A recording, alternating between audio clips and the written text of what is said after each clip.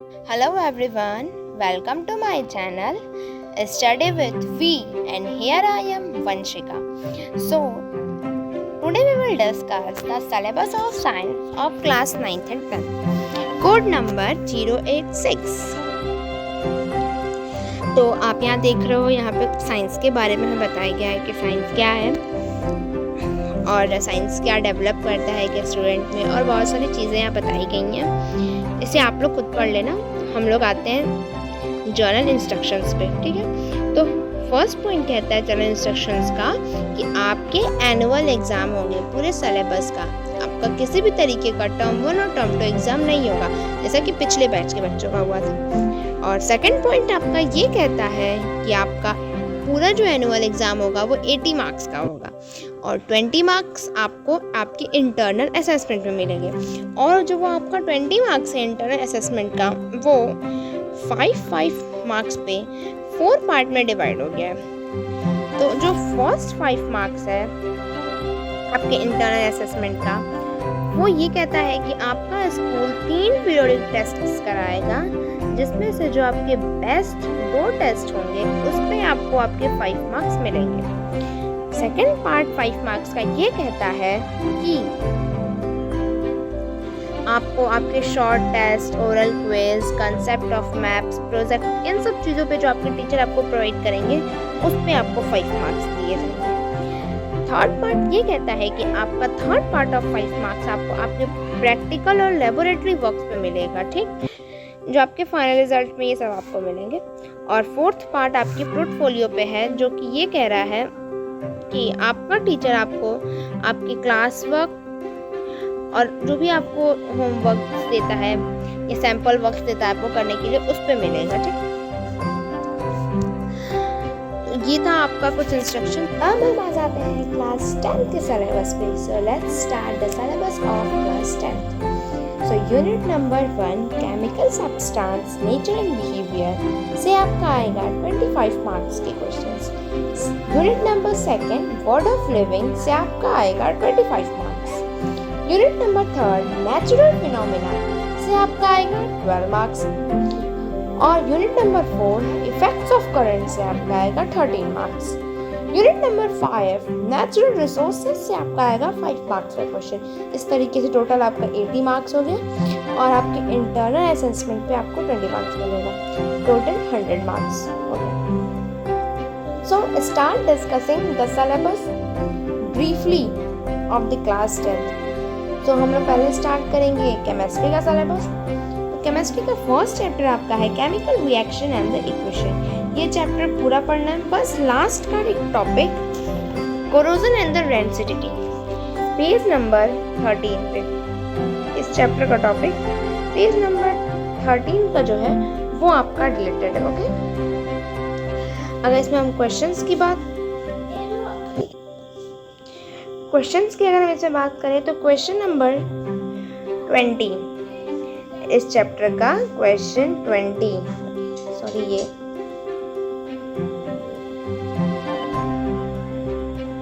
इस चैप्टर का question number 20 okay related है एक्सरसाइज का। अब सेकंड चैप्टर हमारा एसिड बेस एंड सॉल्ट्स। ये चैप्टर आपको पूरा पढ़ना है, इससे कुछ भी रिलेटेड नहीं है। Chapter number 3 metals and non metal, ये चैप्टर भी पूरा पढ़ना है, इसमें से भी कुछ रिलेटेड नहीं है। फोर्थ चैप्टर कार्बन कंपाउंड्स, ये भी चैप्टर पूरा ही पढ़ना है, इसमें भी कुछ रिलेटेड नहीं है। इसके बाद फिफ्थ चैप्टर आपकी केमिस्ट्री का periodic classification of the elements, ये चैप्टर सीबीएसई ने पूरी तरीके से रिलेट कर दिया है। बहुत ही इजी चैप्टर है ये, बट रिलेट हो गया है, कोई नहीं। अब हम लोग आ जाते हैं बायो पे।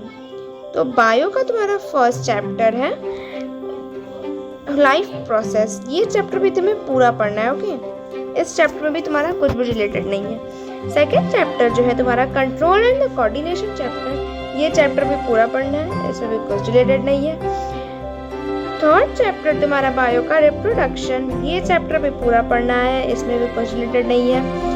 Fourth chapter heredity and the evolution, इस चैप्टर में तुम्हारा इवोल्यूशन पार्ट पूरा ही रिलेटेड है, ओके। इवोल्यूशन के क्लासिफिकेशन, ये तुम्हारा पूरा रिलेटेड है। अगर हम पेज नंबर की बात करें तो इस चैप्टर का तुम्हें पेज नंबर 1 147 के आगे कुछ भी नहीं पढ़ना है, 147 तक ही सिर्फ पढ़ना है, उसके आगे कुछ नहीं पढ़ना है पेज नंबर 147 से।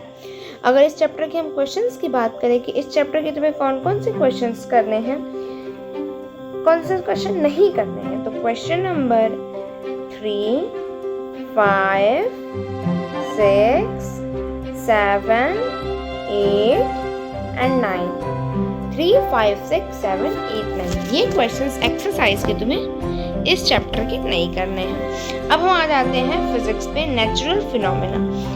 नेचुरल फिनोमेना में तुम्हारे 2 चैप्टर्स हैं, रिफ्लेक्शन एंड द रिफ्रैक्शन, और फिर human I and the colourful world. तो रिफ्लेक्शन और रिफ्रैक्शन चैप्टर तुमको पूरा पढ़ना है, इसमें से कुछ भी रिलेटेड नहीं है। और तुम्हारा second chapter human I and the colourful world, ये भी तुम्हें पूरा पढ़ना है, बस इसमें एक छोटा सा topic sunrise and the sunset, ये तुम्हारे पेज नंबर 195 पर टॉपिक है। ये टॉपिक तुम्हारे पेज नंबर 195 पे है, ये टॉपिक तुम्हें नहीं पढ़ना है। अगर एक्सरसाइज के क्वेश्चंस की बात करें, इसके लिए तुम्हें क्वेश्चन नंबर 12 एक्सरसाइज को नहीं करना है। अब हम आ जाते हैं फिजिक्स के तुम्हारे थर्ड चैप्टर पे, इलेक्ट्रिसिटी। तो इलेक्ट्रिसिटी चैप्टर तुम्हें पूरा पढ़ना है, कुछ भी रिलेटेड नहीं है। और फिर fourth chapter magnetic effect of current, इस चैप्टर में तुम्हें मोटर, इलेक्ट्रिक इंडक्शन और जनरेटर ये टॉपिक नहीं पढ़ने हैं।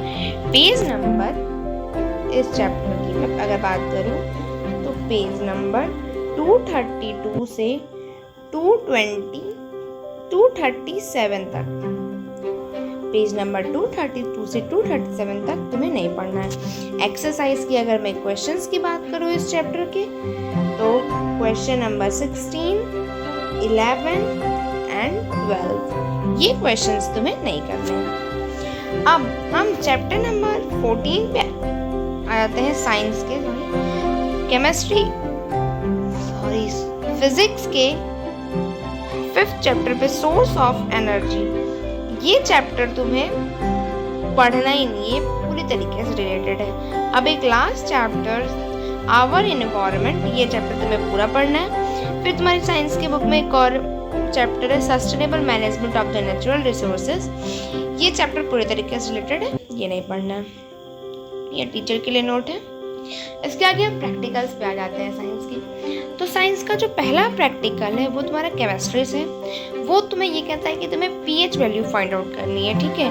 पीएच पेपर से या यूनिवर्सल इंडिकेटर, तुम्हारा यूनिवर्सल इंडिकेटर लिटमस पेपर है, उससे तुम्हारी इन कुछ 6 जो कंपाउंड्स दिए हैं इनका तुम्हें पीएच फाउंड करना है, pH value, okay.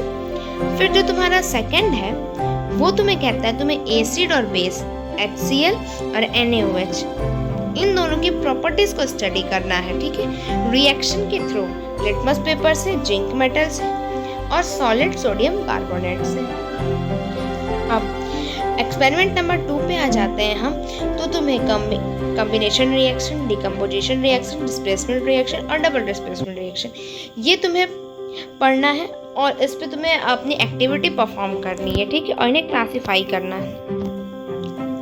Third practical पे हम आ जाते हैं, तो तुम्हें जिंक, आयरन, कॉपर, एल्यूमिनियम इन मेटल्स के सॉल्ट सॉल्यूशन के बारे में स्टडी करना है और फिर रिएक्टिविटी सीरीज के डिक्रीजिंग ऑर्डर में इन्हें तुम्हें रखना है। फोर्थ प्रैक्टिकल तुम्हारा ये कहता है कि तुम्हें पोटेंशियल डिफरेंस, एक कांस्टेंट रेजिस्टेंस का करंट और पोटेंशियल डिफरेंस स्टडी करना है और ग्राफ प्लॉट करना है। अब तुम्हारा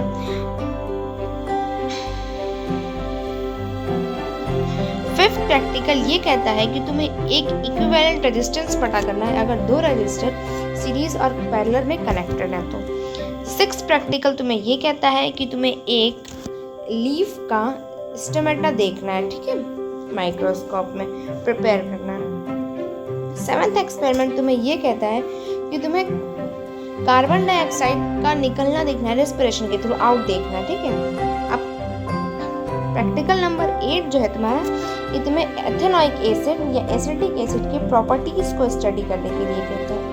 प्रैक्टिकल नंबर 9 जो है तुम्हारा, ये तुम्हें कंपैरेटिव क्लीनिंग कैपेसिटी कहता है सैंपल सोप की सॉफ्ट वाटर में और हार्ड वाटर में। तुम्हारा प्रैक्टिकल नंबर 10 तुम्हें कहता है फोकल लेंथ डिटरमाइन करने के लिए कनकेव मिरर और कन्वेक्स लेंस का।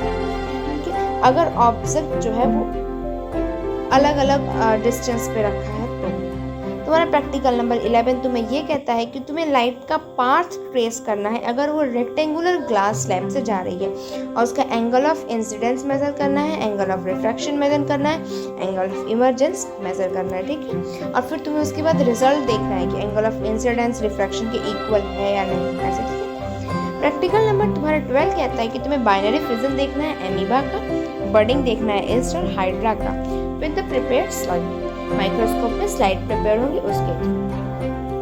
तुम्हारा प्रैक्टिकल नंबर 13 ये कहता है कि तुम्हें रे का पाथ देखना है ग्लास प्रिज्म के थ्रू। ओके, और अब तुम्हारा 14 प्रैक्टिकल है वो ये कहता है कि तुम्हें इम्ब्रो देखना है एक डिओक्टिक सेट का, जैसे कि प्री हो गया, ग्राम हो गया, या रेड किडनी बीन हो गया। ठीक है, इसका। सो आई थिंक तुम्हें ये वीडियो अच्छा लगा होगा।